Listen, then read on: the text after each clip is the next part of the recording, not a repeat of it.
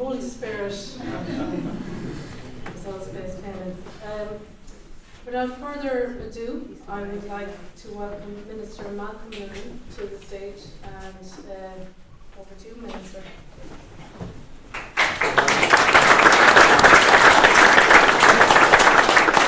Sorry, Margaret, Catherine, could you not put me on before Brendan? Very hard act to follow. Bí Hermodin, agus tá som seo fiú chun tunscadal lifelong Machair Lanshaw Gould. Bhádam weekas goáil Dr. Catherine Farrell asúcht cura tuairtum. Agus bhádam fáilte faoi le chora co-ara agus cara Pippa Hackett atá inniu. Good morning, everyone. It is a great privilege to be here with you in Killeen Community Centre to launch the wonderful Lifelong Machair project. And I want to thank the MPWS Lifelong Machair project manager, Dr. Catherine Farrell, for the invitation and extend a welcome to my colleague, Mr. Pippa Hackett. We drove across from Westport this morning and was listening to Bob Dylan singing Trying to Get to Heaven, and I felt as I came across we were here. So it is a great privilege to be in this beautiful part of the country here this morning. And just as you know, oh by the way, happy World Curry Day. As you know, Lifelong Machair project is designed to improve the condition of Ireland's machair habitats and ecological conditions for the species they support by working positively with farming communities and those locals to teach local project target areas, led by the National Parks and Wildlife Service in partnership with our project partners, the Department of Agriculture, Food and Marine, Teagasc and Fáilte Ireland, and with support from local authorities. The Lifelong Machair project is focused on 9 special areas of conservation and 4 overlapping special areas, protection areas in counties Donegal, Mayo and in Galway. The LIFE programme is the EU's funding mechanism for the environment and climate action. Created in 1992, it has co-financed thousands of projects, all concentrated on special and unique habitats and species under threat. And we know Derek is here from the Wild Atlantic Nature and John and his team from Cornbreak Life. So really, in Ireland, we've used the LIFE programme really effectively over many years. It really has been fantastic. Machair is a coastal grassland habitat that is unique to the north and west of Ireland and Scotland. And the Machair complex or system collectively comprises all of the habitats from beach, dunes, the Machair plain, coastal lagoons, wetlands, and is generally backed by peatlands. This highly valued and wintering pasture for animals has evolved over millennia, hand in hand with traditional farming practices in the northwest of Ireland. And the word Machair itself is deeply rooted in our psyche. It is referenced in Irish and Scottish poems written through the ages. Machair means the grassy plain. It is root of many of our place names, Loch and we have, for example, Machair Anna, Machair an Clee, Machair an Gwynedd, August Machair an Lochin. One of the Lifelong Machair projects in Donegal. Machair is to be found in over 100 different place names here in Ireland. I'm delighted that David Cabot is here with us this morning. I have a copy of his seminal work on Ireland's natural history on my desk in the office. I turn to it from time to time in between voting in Dáil Éireann, and I was reading that section, the 3-page section on Machair just before I came up here, and it's really fantastic that connection that you made between Ireland and Scotland. Those 5 connecting points that you made that had, as Catherine has said, took until the 1980s before Gregor had discovered it, and yes, here it took to that length of time before we found this connection as well. And post-Brexit, the entire EU land cover of habitat occurs in Ireland, meaning the conservation of Machair is of significance on a European and global level. Its protection is vital as we work to address our biodiversity and climate crisis. And we shouldn't discount the possibilities of continuing to work with partner projects in the UK, and particularly post-Brexit. I think we should find means of looking at collaborative projects with the UK. I know we were doing it with the Acclimatise project yesterday as well, a cooperation project with Ireland and Wales on bathing waters. I think it's critically important that we find a mechanism to continue to work with partners in Britain in relation to that. In Ireland, Machair systems and their characteristic species are under threat and susceptible to pressures due to the switch from traditional farming practices to more intensive grazing by sheep, and in more recent years from recreational activities as has been highlighted by David. When it was first conceived, we expected the Lifelong Machair project would develop a voluntary results-based payment scheme linked to habitat quality. It was great to have Brendan here as well. the architect or the father or grandfather of the results-based schemes.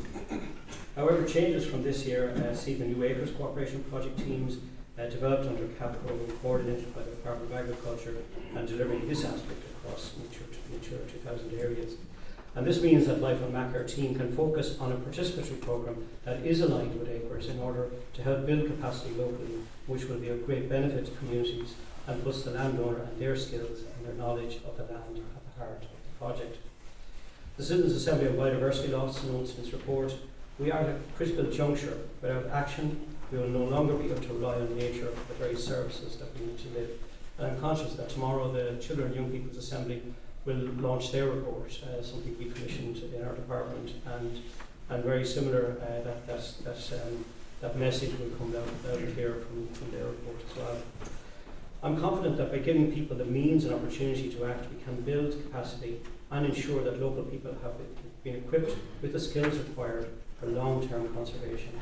And this is key to dealing with complex environmental issues and is a cornerstone of the Life on Machair project and indeed other MPWS life projects such as Wild Atlantic Nature and Cooperate Life. Equally important is building capacity and skills within the National Parks and Wildlife Service, Daphne, Teagasc and Fáilte Ireland, so these organisations can better support local communities working, living and thriving sustainably in all of the project areas. The Life on Machair project aims to support local people to build capacity within their villages and enjoy these spaces while welcoming others in a sustainable way and protecting which is so precious and rare. And what you do here is really precious and rare. Standing here today, as happened every time I visit Mayo, I'm really struck by the vastness of the beauty of this area and the strong, deep connection between local people and the land. It is a cultural and a spiritual connection that runs deep. And it's from local people that we learn about their land, so we need these opportunities to network, partner and connect on issues that are important to us regionally and nationally. We need to share stories and ideas, celebrate successes and learn from our failures. We need to find the right language and generate support and make good ideas grow. Already there's been a very welcome support for Life on Machair project team, with 120 to 150 farmers having expressed an interest in working on the project, and many are here today. And they are embarking on a journey as leaders of national effort to restore nature and should be heartily commended for this. The future of generations in this area is linked to the future resilience of coastal sites. Recognising this stems from awareness and responses to changes in agricultural policy towards more results-based approaches and from responses to the challenges that climate change brings. The proposed EU nature restoration regulation, in my view, offers a huge opportunity for nature and for rural economies. I think we can do something very unique here with this, and I'm really looking forward to working with you on it. Machair ecosystems provide an important refuge for threatened wading bird species such as dunlin, lapwing and redshank, which breed in these habitats. And for curlew, which overwinter here, they're also home to rare pollinators such as the great yellow bumblebee, and again I commend all the work on that project as well. Breeding waders in particular are facing a steady decline in numbers, and some are even facing local extinctions. And today, as I said, is 21st of April, is World Curlew Day, and as such I'd like to take a moment to highlight our curlew conservation programme, which is engaging in a wide range of events across the country. Ireland holds a vitally important position in relation to Eurasian curlew globally, and we now have just over 100 pairs of curlew breeding in Ireland, and 98% decline since the 1980s and 1990s. The challenges facing curlew here are daunting, and I'm truly impressed by the work and huge effort of all of those who've been at the coalface in relation to curlew conservation efforts. The Curlew Conservation Programme, which is a partnership between the National Parks and Wildlife Service, Department of Agriculture, Food and Marine and Fáilte Wildlife Park, has led the charge since 2017, and I understand it has been helpful in guiding particular aspects of breeding wading efforts under the Life on Machair project. I'm pleased to say that I have increased funding available to specific curlew conservation efforts, and I'm committed to a multi-annual framework which will see work to help curlew and other breeding waders scale up significantly from 2024 onwards. It is only through meaningful and direct engagement and cooperation that we realise the transformative and sustainable results for curlew and other breeding waders. That is precisely what we are seeking to do. The Curlew Conservation Programme has pioneered efforts over the past 2 years in relation to head starting and rearing curlew chicks by fledgling stage for release into the wild, and we will progress these further efforts through collaboration with Fáilte Wildlife Park. As we all know, pollinators are enormously important to agriculture, for our agriculture, food and ecosystems. The majority of flowering plants need pollinators, and they play a key role in supporting food production, habitats and natural resources. Life on Machair has a key role in protecting pollinators too, and I'm delighted to announce here in Killeen that Life on Machair has taken the wonderful European Innovation Project, the Great Yellow Bumblebee, under its wings, so to speak, and will join us with the Great Yellow Bumblebee team in the fight to protect this unique species, which has seen a steep decline. The MPWS project partners and I are grateful to the EU Life Fund for enabling this. The steady and sound example set by the Great Yellow Bumblebee team in meeting the farmers and building relationships with farming communities, alongside building the scientific evidence about pollinators in one area, are what Life on Machair recognised, applauded and will integrate to ensure this work continues and can be built on. And the project would not have thrived without the commendable work of the Joint Oversight Committee of Belmullet Tidy Towns, Birdwatch Ireland, National Parks and Wildlife Service, Mayo County Council and others, who all came together to ensure we can improve an abundance of native flowers on our farmlands in order to benefit bees and other pollinators. Indeed, locally led GYB projects may inspire the locals gathered here today from Dury, Tollabone, Killeen and Lewisborough communities to uptake similar work. Nature conservation is a multifaceted, complex issue. It also requires significant investment, not just of money, but also people's time, of their energy, their skills, their knowledge and their passion. Farming and farmers are central to Life on Machair project, and that role they play in protecting and restoring Machair systems. Hand in hand with farming on coastal sites comes recreation and tourism. Getting the balance between the elements right and against the backdrop of climate change is a key objective of Life on Machair. Again, I want to thank Dr. Farrell and the Life on Machair team for the warm welcome here this morning. I want to thank all of the team here at Killeen Community Hall for the tea and the cake early on. It was a lovely welcome, and I agree with Brendan, this is the perfect place to launch it. It is absolutely fantastic to be here. Just one thing before I say, I go, Laura here? Laura who designed these beautiful bookmarks, the artist. You're there. Laura, good bus for Laura.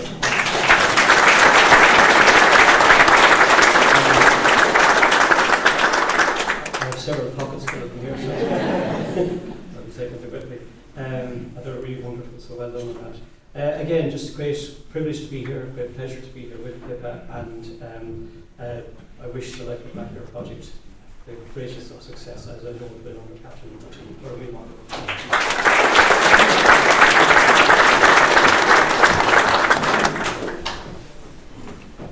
Malcolm, if you have a few thousand, we can get a few more of those printed. Thank you, Laura.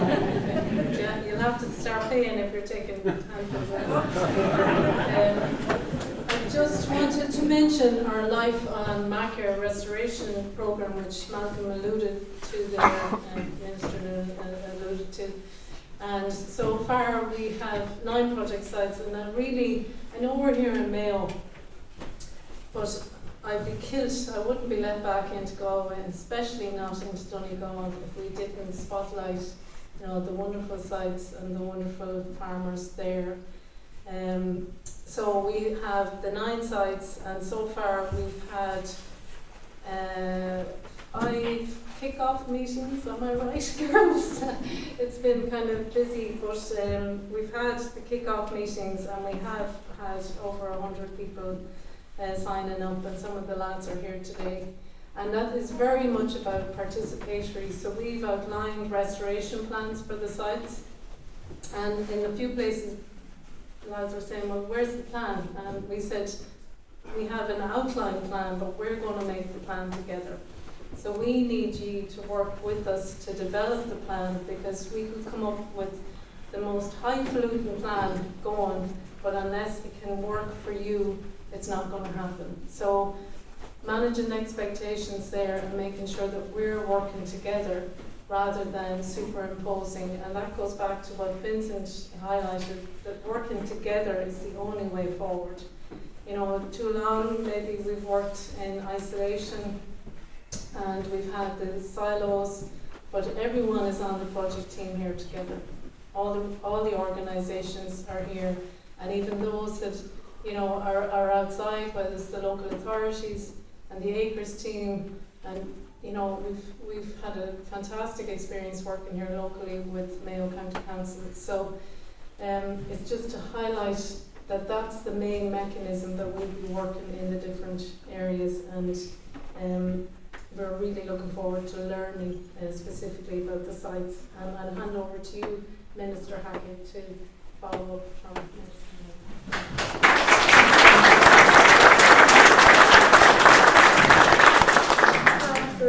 With Catherine and Killeen the Fáilte Ireland on show to beautiful Killeen, and look, it's a real pleasure for me to be here. I live in County Offaly now, but I was born and raised in Mayo, a few miles from Ballandine. So it is great to be back home today. Eat your heart out, President Biden. It is a delight to launch such a really exciting and incredible project with my good friend and colleague, Minister Malcom Noonan, and indeed everyone who is here, representatives and farmers and every wider community involved. I mean, it's a packed hall. I think it represents how special this is to this community and to the people involved in it. Look, I know I'm maybe the 9th or 10th speaker in a long list of fascinating and really interesting presentations, so I won't keep you too long, I do promise that. I really do want to thank each and every one of you, Catherine in particular, your passion for this and for all projects in relation to protecting, restoring our biodiversity, habitats, landscapes. It's just wonderful. You're surrounded by brilliant people here. You've got a great team, and the project does. Mayo, as you say, it's up and down the west coast, and to identify these very special areas and to let the communities know that they're part of something special is so important. And Vincent and the farmers, good luck with the rest of the land, and if you're not finished, we had our last set of twins this morning, so we're out the gate. A few more cows to calve yet, but nearly there. But each and every one of you are doing critical work to enhance and preserve our biodiversity, which, as we know, if lost, may well be lost forever. This is critical work. It will have impacts on generations to come. And I can't sort of say it enough that the farmers are heart and core and central on the front line to protect and enhance our biodiversity, to protect that natural heritage that exists. And truly, farming does get a lot of bad press, and I think unfairly so. And I think examples like this show where farmers are truly the custodians of the land. And I think Brendan articulated that far better than I could, with passion, with belief, and with knowledge of how it can work. And you can see what has happened in the Wern in County Clare. Really anything is possible, and this is the start of a brilliant project here. I suppose biodiversity itself is a critical element in my role as Minister of State in the Department of Agriculture, and I've been pleased to be able to initiate a number of EIP projects. Even in my first year, I wanted more small-scale projects, of which the Great Yellow Bumblebee project was one, and it is great to see that progression now into a larger scale, more area covered, broader, and the learnings of that EIP into that. I know Brendan has another one going, the Hare's Corner in Clare. Again, small scale, but engages farmers on different levels, involves them from the start, and you can see how effective that is on the ground.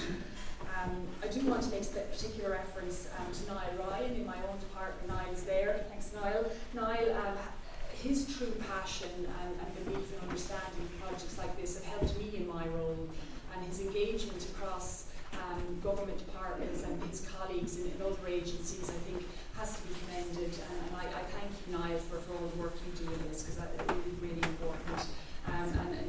Whether it's the NPWS, whether it's with Teagasc, Fáilte Ireland are involved in this particular project, but it is good to see that collaboration. It is so important. The learnings, the schools, whether you're going to roll out something in schools, these are amazing, these are fantastic. And more there, I'm knowing you word now, but it's fabulous to see that. Look, I will be quick. Just want to thank you all very sincerely from the bottom of my heart. It is great to see it in Mayo and stuff happening in Mayo. When I grew up, I won't say how long ago, these sort of projects were just the stuff. They weren't even in anyone's mind or dreams or whatever. So it is great to see have been rolled out. And I will finish with the words of the great Michael Viney. He's a local to Teagasc, and from his very last Another Life column in the Irish Times earlier this year on the life on the Machair project, he said it offers the chance of another life for the Machair. So thank you very much, and I wish you all the very best.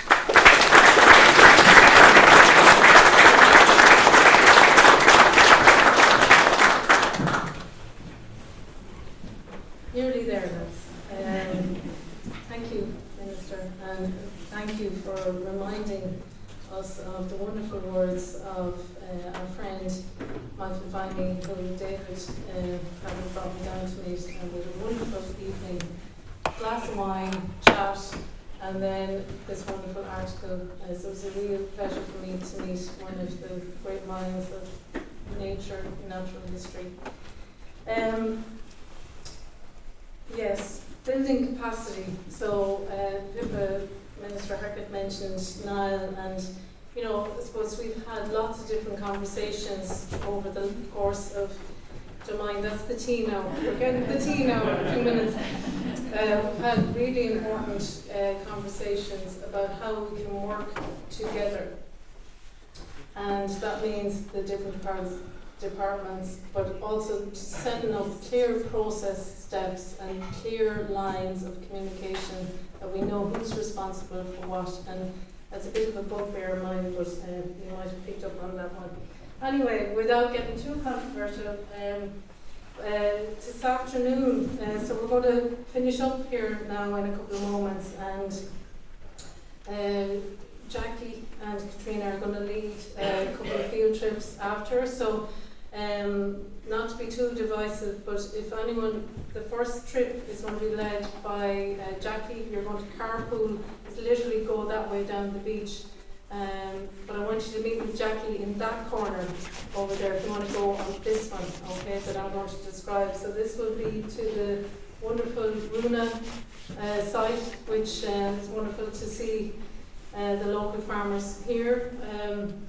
It's actually an area of Machair with a coastal lagoon, which is actually the key qualifying interest. So our farmers know what qualifying interests are because we've had a big session with them about natural sites. I will say that this, I met the lads here last September with Owen. It was our first interaction, and it was probably, but what are you going to do about this, and how can we work together? And there was very immediate concern because the site was flooded. And the site flooded is not good for waders. The site flooded is not good for farming. But our concern was, how do we manage the outlet from the lagoon without affecting the lagoon? Okay, so all these things have to be balanced up, and therefore over the last 7 months now, we've worked closely with Mayo County Council, with IFI in developing the procedural steps, and I'm delighted to say that we had our team member from the AA unit in National Parks, and we can proceed with the opening of the channel to make sure that the site is not flooded from now on. So that's, I hope, welcome news for the farmers here who've been, really just up against it and, asking us when can this happen. But, process takes time, and hopefully once we've done this process once, we can go quicker through it the next time, and we know we can do that from our discussions yesterday. But an amazing site. There's 4 pairs of Dunlan here. I walked out there with Owen McGrail, the local ranger, last springtime. And it's actually a site that deserves a award. And there's little tern nesting on the site. So it's the only mainland site on the west coast where we have these species.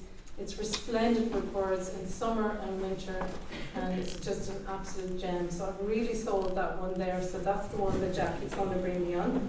The next one is also where Vincent farms. The next one is down to where David Cabot calls home, and a number of the Teagasc farmers and neighbours are here. that particular site used to have Dublin, and David described to me that when he moved first there in the 80s, I think there were 60s. oh yeah, probably a pope, I thought we were only 25, and so there were Dublin there, and 14 pairs. 14 pairs, so they're not there anymore. No. And one of our sites, the Valley, is actually designated for breeding Dublin, but they're not there since it was designated. So, as David described, a number of pressures there, but keep in mind that this whole coastline is dynamic, and all the birds are interacting, and you really have to look at the network of sites. So while we have 9 sites of life on Machair, there's birds outside of those areas as well, so we have to look from the national perspective too. So I do want to thank our all the team, and especially our directors. And so over the course of the last year, we've changed directors or reporting lines from the wonderful Andy Bleasdale. So thanks, Andy, for coming along. And Andy actually carried out a number of the surveys back in the 1980s, or you're not that old, the 60s. There's young looking, but anyway. He's been a great guide and support to me, and I've known him for many years. And to welcome our new director, Ciara Carberry, who is championing the whole conservation measures and really helping to support active restoration, and Sarah Vryn, who's taken over from Claire, who we're sad to see go, but we love Sarah too, Claire. So sorry about that. I will say. One of the most memorable launches that I went to a number of years ago, I had the wonderful Eamon Butler beside me, and he was fantastic. And I thought, he's going to say something amazing. He's wonderful. He did say something amazing, and then he took his harmonica out of his pocket, and I said, what is he doing? And he whisked us away. He played the Old Bog Road. I'm not going to do that now, but it's a memory that I will keep in my heart forever, because Eamon's no longer with us, and that is a song and a sound and a music that we won't hear again. So when you go out today, and when you go into whichever field trip, or as you go out across the Machair projects with us, I hope, over the next few years, the music of the Machair is the skylark. It's the lapwing, that wonderful sound that you heard as the bird displayed. It's the ringed plover on the beach piping. It's the dunlin. It's the oyster catcher doing his mad ballina disco dance. It's the redshank, the sandpiper, and if you're lucky enough in July to go up to Belmullet and see the phalaropes, and then ears are open for great yellow bumblebee and all the buzzing that you're going to have. So that's the music that I want to give to you today, to hold in your minds as you walk through the Machair sites. And I hope and I know that we will work together to make sure that music is there in 6 years' time, but for many decades to come, because that music, like the music of Eamon Butler, is precious and it's rare and it's worth looking after. So, go Ramil Market, Gone Away.